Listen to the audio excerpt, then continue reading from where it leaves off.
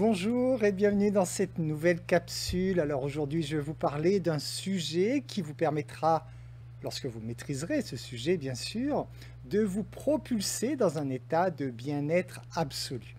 À la fin de cette vidéo, vous saurez en quoi le pardon peut transformer complètement votre relation de couple. Alors si vous regardez cette vidéo, c'est que vous vivez ou vous avez vécu en couple et vous savez combien il n'est pas simple de garder intacte cette flamme qu'il y a au début de la relation. Au début, c'est plutôt du genre « je vais décrocher la lune pour toi » et à la fin, c'est plutôt du genre « mais va donc sur cette lune que tu me fiches la paix ». C'est un peu ça, si on veut schématiser souvent les relations de couple dans l'ensemble. Donc en fait, ce n'est pas simple effectivement donc de faire qu'une relation de couple puisse durer correctement. Il y a des conflits, il y a des différends, il y a ce qu'on appelle des étapes inévitables en fait. On le dit souvent, c'est inévitable qu'un couple vive tout cela. En fait, oui et non, il s'agit un peu de croyances limitantes en fait. C'est inévitable si le couple ne fait pas de développement personnel bien sûr. Maintenant, si le couple a compris le sens de la vie, et toutes ces étapes peuvent être vécues de façon beaucoup plus fluide, bien sûr, et grandir systématiquement des situations au lieu d'en souffrir. Alors, peut-être que vous avez déjà essayé plein de choses à travers votre couple, essayé plein de situations et ça n'a pas fonctionné à chaque fois, ce n'est pas toujours évident. Donc, vous vivez peut-être des moments, effectivement, de tension, de conflit. Et lorsque la situation devient vraiment difficile, en fait, et là, il est temps d'agir. On entend souvent des gens se plaindre des situations, mais lorsque vous leur demandez « qu'est-ce que vous faites pour changer cela ?» en fait, ils attendent juste que ça se passe. Malheureusement, ça ne se passe pas tout seul. Il va falloir prendre les choses en main. Alors, il existe des techniques comme la méditation qui vous permet en fait de vous calmer, ou alors lorsque vous êtes triste également, de pouvoir vous ressourcer. Par contre, la méditation, ça demande du temps, ça demande de la discipline, et il n'y a pas beaucoup de monde qui réussit à garder ce rythme, garder cette habitude sur du long terme. Il y a aussi l'EFT, bien sûr, vous le savez, l'EFT qui permet d'évacuer systématiquement, instantanément, tout ce qui est émotion négative. Donc l'EFT, c'est très bien également. Mais encore faut-il, d'une part, connaître la technique. Et après, il faut aussi, est-ce que vous pensez à l'utiliser lorsque vous en avez besoin?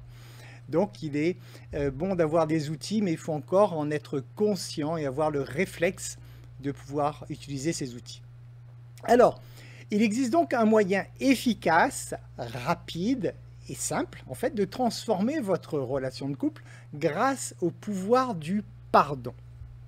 Grâce au pardon, en fait, vous apprenez progressivement comment développer l'amour inconditionnel, ce fameux amour inconditionnel dont on parle tant et que peu de gens, en fait, comprennent l'essence même de cet amour inconditionnel.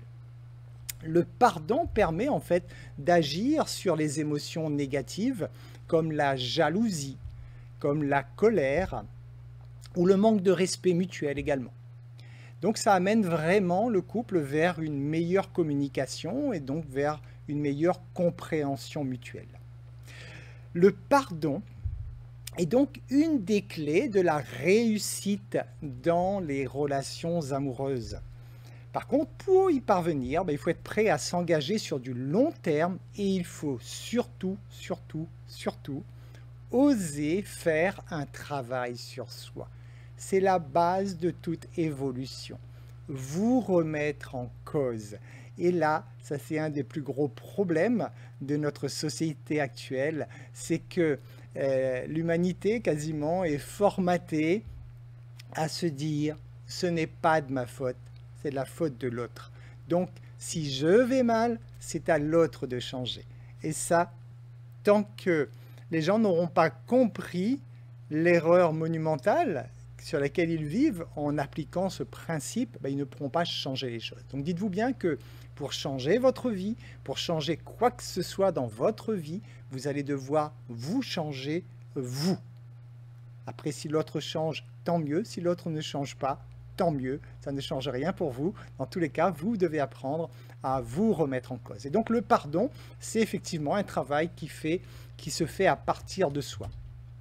Pour bien comprendre le principe du pardon, imaginez une situation où vous vous êtes senti trahi ou blessé de façon générale.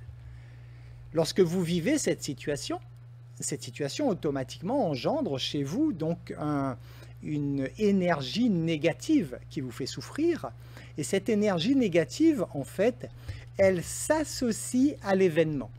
Vous savez que votre inconscient enregistre tout ce que vous vivez à chaque instant et va enregistrer face à la situation des émotions correspondantes.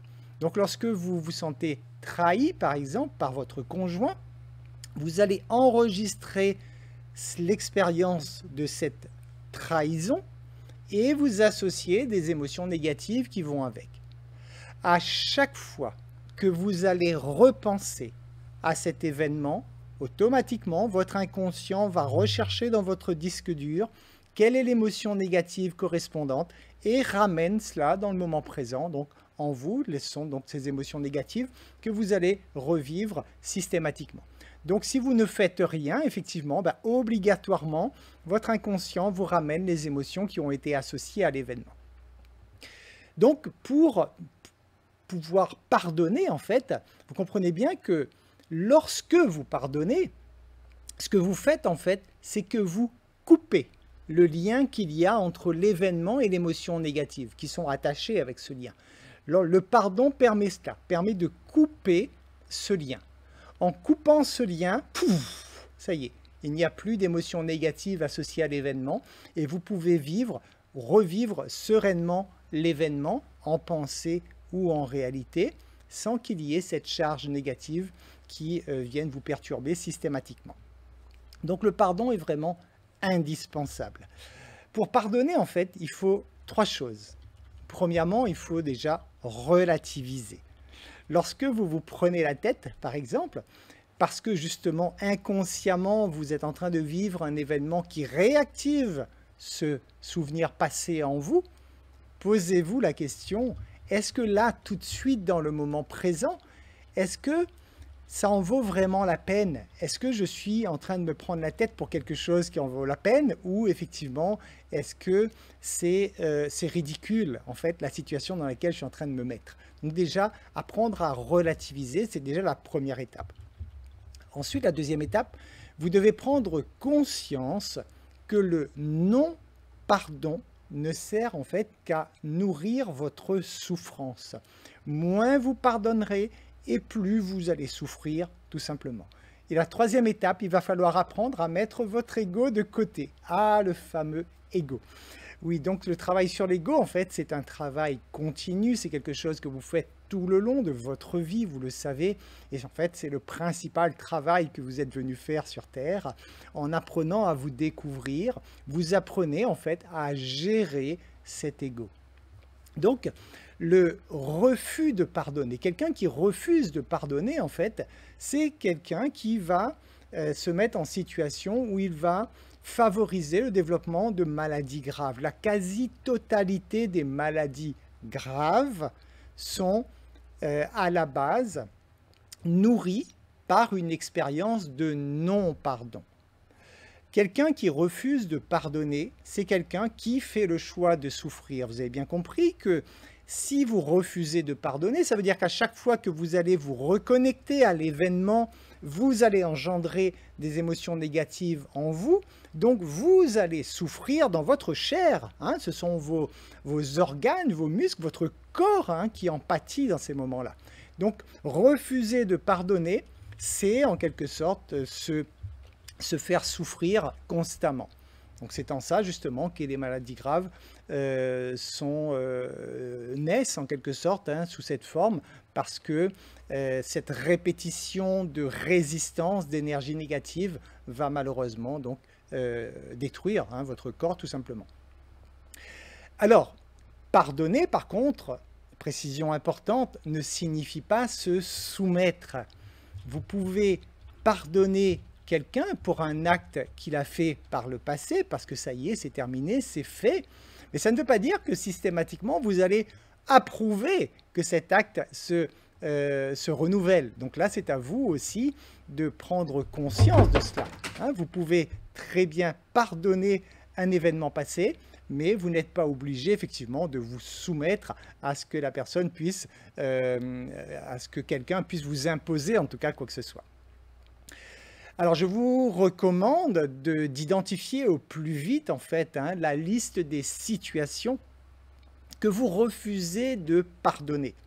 Prenez un papier, prenez une feuille, notez, remontez dans vos souvenirs et toutes les situations que vous refusez de pardonner, je vous conseille vivement de faire ce travail de pardon sur tous ces événements parce que c'est ce qui va vraiment vous propulser immédiatement dans une situation de bien-être absolu. Donc c'est vraiment capital. Il y a beaucoup de situations pour lesquelles vous n'êtes peut-être pas conscient, tout simplement. Vous supposez que c'est quelque chose de passé, vous vous dites que ça y est, c'est fait, c'est bon, c'est quelque chose que je suis passé au-delà de cela. Mais lorsque vous repensez à la situation, si cette situation engendre des émotions négatives en vous, c'est qu'en fait, vous n'avez pas fait ce travail de pardon. Et là, vous êtes peut-être plus dans le déni à ce moment-là. Donc, à vous d'être honnête avec vous-même, à vous de faire le choix de vous sentir bien dans votre vie, d'être heureux. Et pour cela, ça passe à travers le pardon. Je vous remercie pour votre attention. Je vous dis à très bientôt dans une nouvelle capsule.